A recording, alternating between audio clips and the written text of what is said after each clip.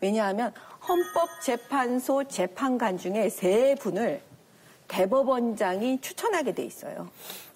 그렇기 때문에 지금 이거는 헌법과 법률, 이 전체적인 사법부 전체를 지금 좌지우지할 수 있는 수장을 뽑는 거예요. 근데 이분에 대해서 보면은 굉장히 그 우리법 연구회라고 혹시 기억하실지 모르겠지만 좌성향을 많이 가지신 그런 분들이 모여 있는 것처럼 보였던 조직이에요.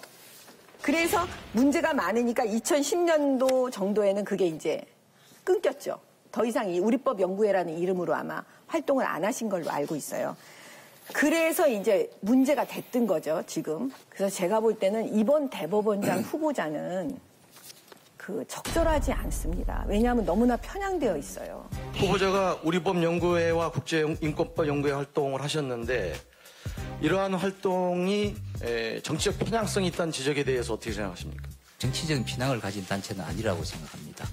그리고 저는 판사로서 어떤 편향성을 가지기보다는 항상 매개 개개의 사건마다 보면 타당한 원칙을 고하고 정의에 맞는 판결을 하려고 했지 어떤 편향성을 제 판결에 드러낸 일은 없습니다. 네.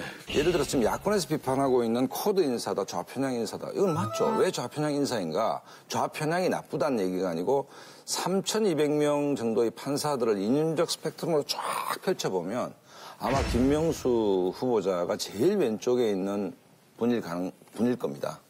그다음에 코드 인사라는 것은 이 김명수 후보자가 국제인권법 연구회 출신 아닙니까? 회장을 맡았는데 이 간사를 맡았던 김영현 판사가 문재인 정부 초대 청와대 법무비서관입니다.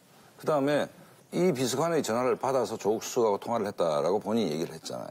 그렇다고 본다면 3,200명의 다 양심과 그 경륜을 가지고 있는 판사라는 조직에서 가장 왼쪽에 있는 사람, 그다음에 자기랑 같이 회장 간사로 일했던 사람이 청와대 법무비서관도 하고 대법원장도 간다. 코드 인사 아닙니까? 편향 인사라는 이야기를 하는데 뭐 일리는 있습니다만 저는 그게 반대 사유가 되는 건 아니라고 봐요.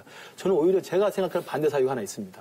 합리적으로 생각하는 게 하나 있는데 저는 대법원장은 어떤 가장 막강한 권한을 가지고 있냐면 대법관을 추천할 수가 있어요. 근데 공교롭게도 지금 문재인 정부 임기 안에 나머지 대법관을 다 바꿀 수 있습니다. 바꿔야 됩니다.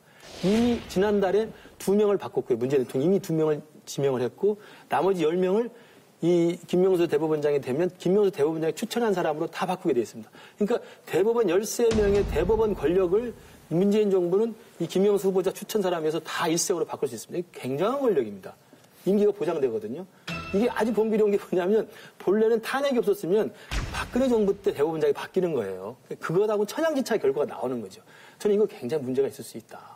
왜냐하면 헌법재판소만 하더라도요. 두 분 말씀하신 헌법재판소 재판관 추천한다고 하는데 헌법재판소만 하더라도 대통령 지명 몫이 있고 국회 지명 몫이 있고 대법원 지명 몫이 있어요. 나눠져 있습니다. 우리나라의 다양한 이념적 진영을 대변할 수 있도록 돼 있어요. 근데 대법관은 그렇지 않습니다. 대법원장이 전부 다 추천하는 거예요.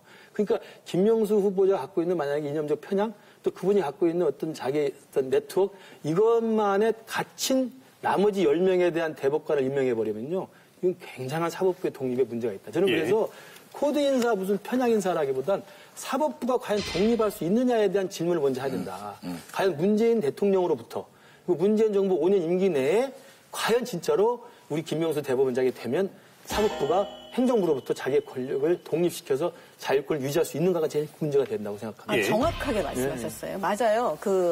왜냐하면 대법원장은 그 대법관 전체를 다 제청해요. 그럼요. 그래서 대통령이 임명하기 때문에 바로 그런 부분이 있어요. 그래서 아까도 제가 말씀드렸지만 사법부를 장악하게 된다니까요. 이런 일이 벌어지니까. 근데 이분은 제가 이 얘기는 좀 안 하려고 하다가 보면 참 재밌는 지점인데 보통 고위 법관이나 고위 검사들은 차가 나옵니다. 차가 있어요. 전용차가. 관용차를 이용하게 돼 있어요. 근데 이분 후보자가, 김명수 후보자는 22일 날 양승태 대법원장 면담을 위해서 상경할 때요. 시외버스를 타고 왔어요. 왜 그랬을까요? 그냥 관용차 타고 오면 되는데. 백팩을 들고 왔죠. 네. 저는 원래 법관들은 잘 이렇게 안 하거든요. 법관들은 정치적이지가 않아요, 보통. 근데 이분은 시외버스 타고 이렇게 하는 거 봤을 때, 아, 이 사람은 이미 정치인이지 법관이 아니구나라는 생각이 들었어요. 그 다음에 두 번째는 뭐냐면, 대법원장을 면담해서 뭐라 그랬냐면, 오판사의 금식 문제를 해결해달라? 라고 요청을 했대요. 근데 그 오판사라는 분은 뭐냐? 법원 내부망에다 재판이 곧 정치라고 말해도 좋은 측면이 있다. 이렇게 얘기해요. 그러면 지금 이 인권법위원회, 그 다음에 하나회 같은 이런 조직들, 우리법 연구회, 여기에 다 소속된 이 분들은 사실은 재판을 하는 그냥 평범한 우리가 생각하는 그런 판사가 아닌 거예요.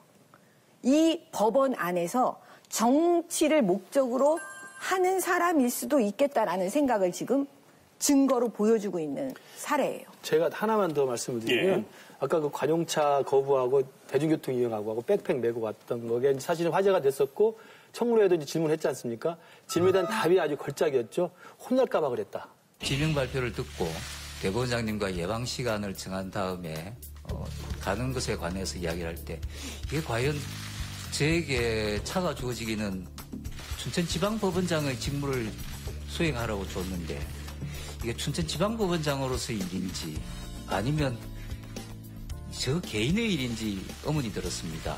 저는 관용차를 쓰면 혹시 그러면은 관용차를 타고 오면 국회의원들한테 혼날까 봐 또 국민들한테 혼날까 봐 대중교통 아니 이거는 양승태 대법원장 면담하러 그러니까 그 자리에 갔을 때 그러니까 청문회에서 왜 관용차를 안 타고 갔느냐 물어보니까 혼날까 봐 그랬다는 거예요. 저는 그 대답을 듣고 무슨 생각을 했냐면 이 김명수 후보자 아까 말씀드린 사법부 독립의 적임자라는 생각을 해봐야 되고요. 두 번째는 대법원장은 대한민국 사법부의 최고 어른입니다.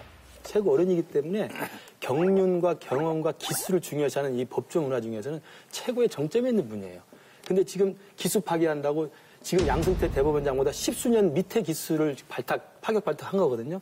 지금 대법원장으로 되시더라도 자기 지금 13명 이루어진 대법관 전체 회의를 들어가면요. 9명이 자기 선배입니다. 잘 아시겠지만 대법원장은 대법관 전원 합의체를 이끌어가서 자기가 리더가 돼야 됩니다. 그래서 국가에 중대한 사안이 생기면 그것에 대해서 자기 리더십을 발휘하고 법적인 지식과 경륜과 경험을 발휘해서 하나의 중지를 모아내야 되거든요. 그럼 과연 이분이 뭐 그렇다고 해서 대법관 안 했다고 제가 뭐 문제가 있다고 그러는 건 아니에요. 그러나 대법관을 안 했던 경험이 없는 사람이고 지법원장하고 바로 된 사람이고 기수가 10수기나 밑에 분이 올라와서 자기보다 9명의 기수가 높은 상황에 전체 대법관들의 전원합의체를 효과적으로 이룰 수 있는 경륜이 있을까? 제가 아까 말씀드린 혼날까봐 관용차 안 탔다? 경륜의 부족이거든요. 물은 배고 백성은 물이다. 물은 배를 띄울 수도 있고 엎을 수도 있다.